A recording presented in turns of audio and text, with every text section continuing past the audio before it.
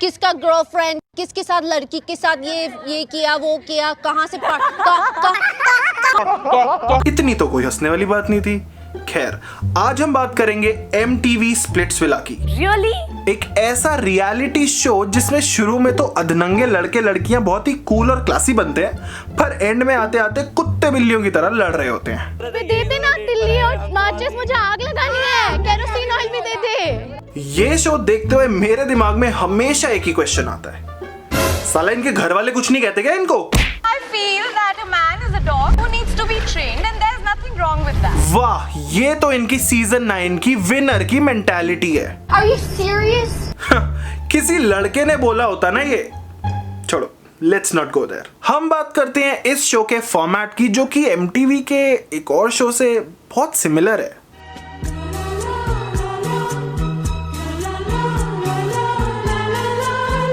Roadies नहीं है, वही ना, स्प्लिट्सविला में है। हाँ, तो MTV के शोज हैं ही क्या बेसिकली? स्प्लिट्सविला जो कि रोडीज है थोड़ी चुम्मा चाटी के साथ, लव स्कूल जो अगेन रोडीज है थोड़ी कपल्स की कै के साथ, और एस ऑफ स्पेस जो कि अगेन रोडीज है एक घर के अंदर।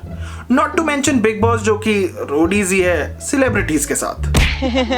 हाँ यार, आई नो कि बिग बॉस MTV पे नहीं आता, पर सारे रोडीज और स्प्लिट्सविला वाले बिग बॉस में ही तो जाते हैं इवेंचुअली। ऐसे कैसे पराया कर दूं उसको?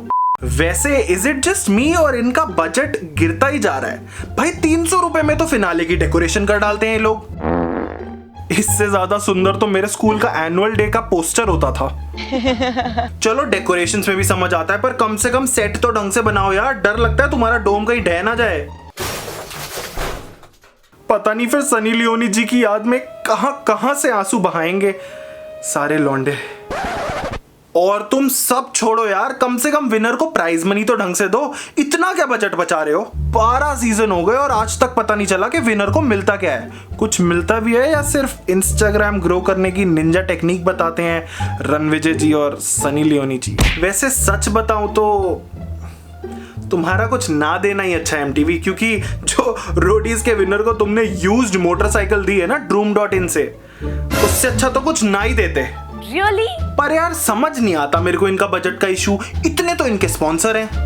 Vivo Camera and Music presents MTV Splitsvilla 10, powered by Denver Deodorants, PC Jeweler, Siska Personal Care, Co-powered by Aloe Fruit Juice and Manforce, connected by Hike Messenger. and Vega Hairstyling Appliances. अच्छा, हो गया? चलो सही है। Sponsors तो होने भी चाहिए यार, पर ये गलत बात है कि तुम्हारे इतने सारे और हमारे वीडियो का एक भी नहीं। यार वैसे सच कहूं तो मुझे बहुत पसंद है स्प्लिट्सविला। आई डोंट नो लोग क्यों कहते हैं कि स्क्रिप्टेड है। काव्या जो मेरी राइवलरी क्वीन है, वो मेरी रूम आई। काव्या जो मेरी राइवलरी क्वीन है, मेरी रूम आई। अरे एक लाइन का तो डायलॉग था दीदी, वो तो ढंग से रट लेते। What's wrong? अब जब स्क्रिप्टेड होने की बात चली है, अब देखो ऐसा मैं नहीं कह रहा हूं, विकिपीडिया कह रहा है कि जब से रणविजय सिंह आया है सीजन 8 के बाद से विनर सिर्फ रोडीज ही बने हैं।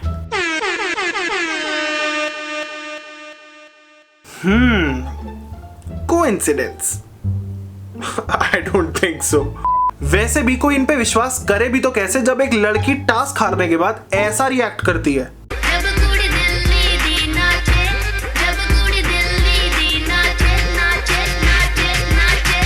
कहा था ना स्टार्टिंग में बहुत क्लासी बनते हैं लोग और एंड में आते आते ऐसे कुत्ते बिल्लियों की तरह लड़ते हैं। If you guys are my friends, and if I see you guys talking to them, अगर तुम लोग मेरे दोस्त हो तो उससे कट्टी कर दो। let's face it off.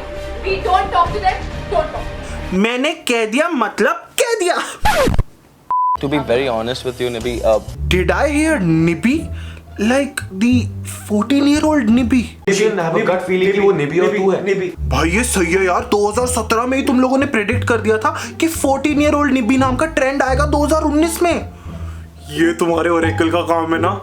काश मैं भी ओरेकल के सामने जा सकता। ओरेकल, क्या मेरा इस विला में कोई आइडियल मैच है? विला में तो क्या, तेरा तो दुनिया में कोई आइडियल मैच नहीं है।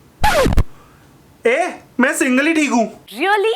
पता नहीं क्या आइडियल मैच लगा रखा है इतने सीजन से, और क्राइटेरिया देखना जरा आइडियल मैच का। हम लड़कों को स्टॉक करते हैं सोशल मीडिया पे and we check out their abs and you know faces and their captions and their comments to know कि वो लड़का एक्चुअली है कैसा। मैंने गूगल पे देखा कि 0.004% of the population have abs, और दीदी को वही चाहिए। ऐसे कैसे चलेगा दीदी? चली जाए यहाँ से। ऑल्सो दीदी को कैप्शंस और कमेंट से ही पता चल जाता है कि इंसान कैसा है। अच्छा, तो भाड़ में क्या बंदे का नेचर, उसका रहन सहन, उसका घर बार, उसके करियर ऑब्जेक्टिव्स और उसकी मेंटालिटी। बिकॉज ऑल दीदी वांट्स इज के बंदा उनकी पिक में स्मोक एंड हॉट पिक दे कमेंट करे। वैसे ऐसे कमेंट तो मैं भी कर सकता हूँ, if you know what I mean. मेरा पॉइंट ऑफ व्यू तेरे लिए चेंज नहीं होगा, तू जो है तू वही रहेगा, नो मैटर। तेरे से बात भी नहीं कर रहा मैं। चली जाए यहाँ से। क्योंकि इस लड़की ने जो रायता फैलाया है ना शुरू के 2 एपिसोड्स में ही, don't even make me bring that up. उसको पता था कि मैं यहाँ से तो लड़की को इम्प्रेस नहीं कर सकता, तो मैं करता हूँ बीट बॉक्सिंग। हाँ, तो बंदे में टैलेंट है, कम से कम ऐसी हरकतें तो नहीं कर रहा वो। इसमें हंसने वाली क्या बात है? बाकी सारे लड़कों ने भी वहीं से एंटर करा था, तब तो कोई नहीं हंसा। एक मोटा सा लड़का बड़े से पेट के साथ सामने चलता हुआ आ रहा है। ओह, तो तुम उसके वेट पे हंस रहे हो, जो कि बिल्कुल ज्यादा नहीं है टू बिगिन विद, पर समहाउ नेशनल टेलीविजन पे एक लड़के को बॉडी शेम करना is okay just because it's a guy. Slow claps. Feminism means equality, और ऐसी जगहों से फेक फेमिनिज्म शुरू होता है। शायद तभी एमिटी नोएडा जैसे केसेस हो रहे हैं आजकल।